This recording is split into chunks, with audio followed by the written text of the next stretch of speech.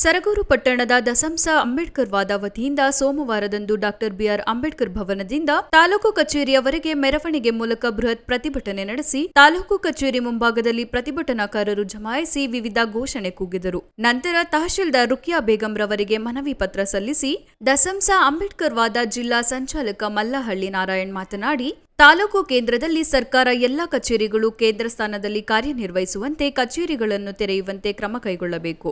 ಬಗರ್ ಹುಕುಂ ಜಮೀನಿನಲ್ಲಿ ಕೃಷಿ ಮಾಡುತ್ತಾ ಕಳೆದ 50-60 ವರ್ಷಗಳಿಂದ ಸ್ವಾಧೀನಾನುಭವದಲ್ಲಿರುವ ರೈತರಿಗೆ ಅರಣ್ಯ ಹಾಗೂ ಕಂದಾಯ ಇಲಾಖಾಧಿಕಾರಿಗಳು ನೀಡುತ್ತಿರುವ ಕಿರುಕುಳ ತಪ್ಪಿಸಬೇಕು. ಕಂದಾಯ ಮತ್ತು ಅರಣ್ಯ ಜಂಟಿ ಸರ್ವೆ ನಡೆಸಿ ರೈತರಿಗೆ ಸಾಗುವಳಿ ಪತ್ರವನ್ನು ನೀಡಬೇಕು ಎಂದರು.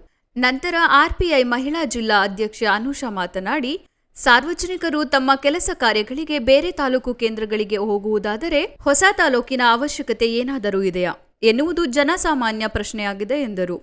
ಈ ಸಂದರ್ಭದಲ್ಲಿ ಸಂಘದ ಅಧ್ಯಕ್ಷರು, ಪದಾಧಿಕಾರಿಗಳು, ಇನ್ನು ವಿವಿಧ ಗ್ರಾಮದ ಮುಖಂಡರು ಹಾಗೂ ಇನ್ನಿತರರು ಹಾಜರಿದ್ದರು. ಬಹು ದೊಡ್ಡ ಹೋಬಳಿಯಾಗಿರ್ತಕ್ಕಂಥ ಸರಗೂರು ಹೋಬಳಿಯನ್ನು ಸಹ ಒಂದು ತಾಲೂಕು ಕೇಂದ್ರವನ್ನಾಗಿ ಘೋಷಣೆ ಮಾಡಿ ಸರ್ಕಾರ ಆದೇಶವನ್ನು ಹೊರಡಿಸಿದೆ. ಒಂದು ತಾಲೂಕು ಕೇಂದ್ರವನ್ನಾಗಿ ಘೋಷಣೆ ಮಾಡೋಕ್ಕೂ ಮುನ್ನ ಸರ್ಕಾರ ಆ ತಾಲೂಕು ಕೇಂದ್ರಕ್ಕೆ ಏನೇನು ಸೌಲಭ್ಯಗಳು ಬೇಕು, ಅದಕ್ಕೆ ಎಷ್ಟು ಬಡ್ಜೆಟ್ ಅನ್ನ ಇಡಬೇಕು ಅಂತೇಳಿ ಆವಾಗಲೇ ಅದಕ್ಕೆ ಸಂಬಂಧಪಟ್ಟ ಸರ್ಕಾರ ಆಯಾ ತಾಲೂಕಿಗೆ ಇಟ್ಟಿದೆ. ಆದರೆ ಸರ್ಕಾರದ ಕಚೇರಿ ವ್ಯಾಪ್ತಿಯಲ್ಲಿ ಬರ್ತಕ್ಕಂಥ ಕಚೇರಿಗಳು ಕೇವಲ 4 ಕಚೇರಿಗಳು ಮಾತ್ರ ಸರಗೂರು ತಾಲೂಕಲ್ಲಿ ಕಾರ್ಯನಿರ್ವಹಿಸ್ತಾ ಇದೆ. ಒಂದು ಕಂದಾಯ ಇಲಾಖೆ, ಇನ್ನೊಂದು ಪಶುಸಂಗೋಪನಾ ಇಲಾಖೆ, ಇನ್ನೊಂದು ಮಣ್ಣು ಪರೀಕ್ಷೆ ಕೇಂದ್ರ, ಇನ್ನೊಂದು ಪಂಚಾಯತ್. ಈಗ ನಮ್ಮ ತಾಲೂಕು ಚಾಲಕರು ಹೇಳುವುದು, ತಾಲೂಕಿನಲ್ಲಿ ಅತಿ ಮಳೆಯಿಂದ ಸುಮ್ಮನೆಗಳು ಮಳೆಗೆ ಆಹುತಿಯಾಗಿ ಧ್ವಂಸವಾಗಿದೆ. ಅದಕ್ಕೆ ಸಲ್ಲಿಸಿದ್ರೆ ಸಂಬಂಧಪಟ್ಟ ಇಂಜಿನಿಯರಿಂಗ್ ಇಲಾಖೆಯವರು ಬಂದು ಸರ್ವೆ ಮಾಡಬೇಕು. ಅಲ್ಲಿಗೆ ಈ ರೈತ ಮತ್ತೆ ಅಲ್ಲಿವರೆಗೆ ಅಲಿಬೇಕು. ಯಾವುದೋ ಒಂದು ಜಮೀನನ್ನ ಸರ್ವೆ ಮಾಡಬೇಕಾದ್ರೆ ಇಲ್ಲಿ ಟಪಾಲ್ ಕೊಡಬೇಕು, ಮತ್ತೆ ಟಪಾಲ್ ನೋಡ್ಕೊಂಡು ಅಲ್ಲಿಗೆ ಹೋಗ್ಬೇಕು, ಅಲ್ಲಿ ADL. ಇಂಥ ಒಂದು ಅವೈಜ್ಞಾನಿಕ ಸ್ಥಿತಿಯನ್ನ ತಾಲೂಕು ಆಡಳಿತ ಅಥವಾ ಜಿಲ್ಲಾ ಆಡಳಿತ ಈ ಒಂದು ಭಾಗದ ಜನರಿಗೆ ನಿರ್ಮಾಣವನ್ನ ಮಾಡಿರ್ತಕ್ಕಂಥದ್ದನ್ನ ನಾವು ಇವತ್ತು ಸುಮಾರು ತಾತ ಮುತ್ತಾಲದಿಂದ ಈ ಭಾಗದ ರೈತರು ಉಳುಮೆ ಮಾಡ್ಕೊಂಡ್ ಬರ್ತಾ ಇದ್ದಾರೆ. ಈಗಾಗಲೇ ನಮ್ಮಿರಾಗಿ HD ಕೋಟೆ ತಾಲೂಕಲ್ಲಿ ಬಹಳ ಸಂಪತ್ಭರಿತ ನಾಡಿದೆ. ಯಾಕೆ ಅಂತಂದ್ರೆ ಅನೇಕ ಭೂಮಿ ಅರಣ್ಯ ವ್ಯಾಪ್ತಿಗೆ ಬರ್ತಾ ಇರೋದ್ರಿಂದ ಸಾಕಾಗಷ್ಟು ಭೂಮಿಯನ್ನ ಅಕ್ರಮವಾಗಿ ಭೂಮಿಕೋರರಿಗೆ ಆಗ್ತಾ ಇದೆ ಅನ್ನೋದು ಈಗಾಗಲೇ ಗೊತ್ತಾಗಿದೆ. ತಾತ ಮುತ್ತಾಲದಿಂದ ಈ ಭೂಮಿಯನ್ನು ವ್ಯವಸಾಯ ಮಾಡ್ಕೊಂಡ್ ಬಂದಿರತಕ್ಕಂಥ ರೈತರು ಏನು 1 ಎಕರೆ, 1/2 ಎಕರೆ ತುಂಡು ಭೂಮಿಯನ್ನು ಉಳುಮೆ ಮಾಡ್ಕೊಂಡ್ ಬರ್ತಾ ಇದ್ದಾರೆ. ಇವರು ಯಾವ್ಯಾವಾಗ ಸರ್ಕಾರ ಅರ್ಜಿಯನ್ನ ಕಾಲ್ ಮಾಡ್ತದ ಅವಾಗೆಲ್ಲ ಅರ್ಜಿ ಹಾಕೊಂಡೇ ಬರ್ತಾ ಇದ್ದಾರೆ. ಆದ್ರೆ ಆ ರೈತರಿಗೆ ತುಂಡು ಭೂಮಿಯನ್ನ ಅವರ ಹೆಸರಿಗೆ ಹಕ್ಕುಪತ್ರ ಕೊಡ್ಲಿಕ್ಕೆ ಮೀನಾಮೇಸ್ತ ಎಣಿಸ್ತಾ ಇದೆ ಅಂತಂದ್ರೆ ನಮಗದು ಸ್ಪಷ್ಟವಾಗಿ ಏನ್ ಅನ್ನಿಸ್ತಾ ಇದೆ ಅಂತಂದ್ರೆ, ಇಂದಲ್ಲ ನಾಳೆ ಯಾರೋ ಒಬ್ಬ ಮಾಲೀಕನಿಗೆ, ಭೂ ಮಾಲೀಕರಂತವರಿಗೆ ಅದನ್ನ ಸರ್ಕಾರನೇ ನಿನ್ನ ಮಾರಾಟ ಮಾಡ್ತಕ್ಕಂಥ ಒಂದು ವ್ಯವಸ್ಥಿತವಾದ ಸ್ಥಿತಿಗೋಸ್ಕರ ಅವರು ತುಂಡು ಭೂಮಿಯನ್ನ ರೈತರಿಗೆ ಕೊಡ್ತಾ ಇಲ್ಲ ಅನ್ನೋದು ನಮ್ಗೆ ಈಗಾಗಲೇ ನೋಡ್ತಾ ಇದೀವಿ. HD ಕೋಟೆ ತಾಲೂಕಿನಲ್ಲೂ ಸುಮಾರು 40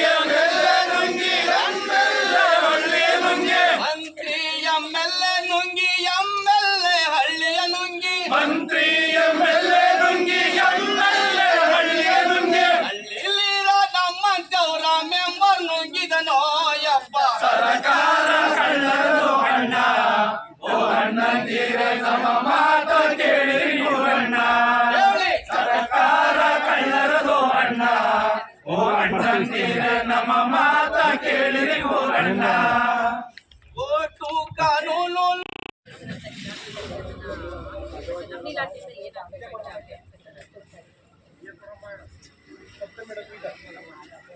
ತಕ್ಷಣನೇ ಒಂದು ದಲಿತ ಸಭೆಯನ್ನ ಮಾಡಿ ಸ್ಥಳೀಯ ಸಮಸ್ಯೆ ಬಗ್ಗೆ ಸಂಘಟನೆ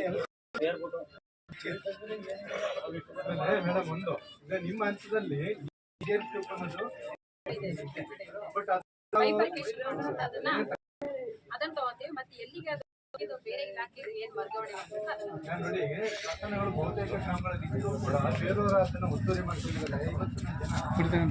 ಆದ್ರೆ ಇಲ್ಲಿವರೆಗೆ ಯಾವ ರೈತರಿಗೂ ಕೂಡ ಸಾಗುವಳಿ ಮತ್ತೆ ಇನ್ನ ಸರಗೂರು ಯಾಕೆ ವಿಫಲವಾಗಿ ನಿಂತ ಹೇಳಿದ್ರೆ ಮಾತ್ರ ತಾಲೂಕು ಅಂತ ಘೋಷಣೆ ಮಾಡಿ, ಆದ್ರೆ ಇಲ್ಲ ಅದು ತಾಲೂಕಾಗೆ ನಿಂತ್ಕೊಂಡಿಲ್ಲ.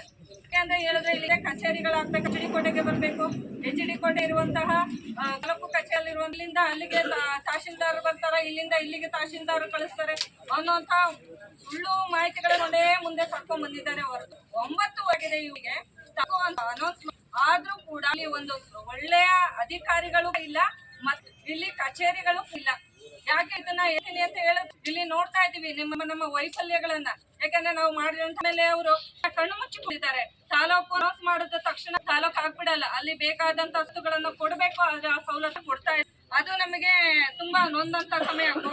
ಗೋಮಾಳಗಳ ಏನ್ ಮಾಡಿದ್ದಾರೆ, ವಹಿಸ್ಕೊಂಡು ತಮ್ಮದೇ ಆದಂತ ವಿಚಾರಗಳನ್ನ ಇಟ್ಟವರು ನಡೆ ಹೋಗ್ತಾ ಇದ್ದಾರೆ. ಯಾವ್ದಮ್ಮ ಒಬ್ಬ ಅಂದ್ರೆ ಅವನ ಹಕ್ಕು ಪತ್ರ ತಗೋಬೇಕಂದ್ರೆ ಅಮ್ಮಮ್ಮ ಅಂದ್ರೆ ಮಿನಿಮಮ್ ಒಂದು 5 ವರ್ಷದ ಆಗ್ಬೇಕು, ಆ ಮಟ್ಟಿಗೆ ಹೋಗಿದೆ. ಹೇಳ್ತಾ ತಹಶೀಲ್ದಾರ್ ಇವ್ರದ್ದು ಕೆಲಸ ಕೊಡ್ರಪ್ಪ ಅಂತ ಹೇಳಿ, ಆದ್ರೆ ಅವ್ರನ್ನ ಪೆಂಡಿಂಗ್ ಇಟ್ಟಿರ್ತಾರೆ. ಇಲ್ಲಿ ಯಾವುದೇ ರೀತಿಯಾದಂತಹ ನಮ್ಮ ರೈತ ಅಳುಲನ್ನ ಕೇಳೋರು ಇಲ್ಲ. ಈ ಹೋರಾಟವನ್ನು ಇಷ್ಟು ಬಿಟ್ಟು ಬಿಡಬಾರ್ದು. ನಾವು ಈ ಹೋರಾಟನ ಇಷ್ಟಕ್ಕೆ ಬಿಟ್ಬಿಟ್ಟು ಅವ್ರೇನ್ ಮಾಡ್ತಾರೆ, ಏನೋ 1-2 ದಿನಕ್ಕೆ ಮಾಡ್ತಾರೆ, 2 ದಿನ ಆಗ್ತಾರೆ, 2 ದಿನಕ್ಕೆ ಕಣ್ಣು ಹೊರಿಸಿ ವಾಪಸ್ ಬಿಡ್ಬೋದು ಅನ್ನುವಂತಹ ಮನಸ್ಸು ಅವರಲ್ಲಿ ಇರುತ್ತೆ. ನಾವು ಕೈ ಇದನ್ನ ಇಟ್ಕೊಂಡ ಮೇಲೆ ಅದನ್ನ ಕೈ ಬಿಡೋಗೆ ನಾವು ಎಚ್ಚರಿಕೆ ಗಂಟೆಗಳನ್ನ ನಾವು ಬರಬೇಕು ಅಂತ ಹೇಳಿ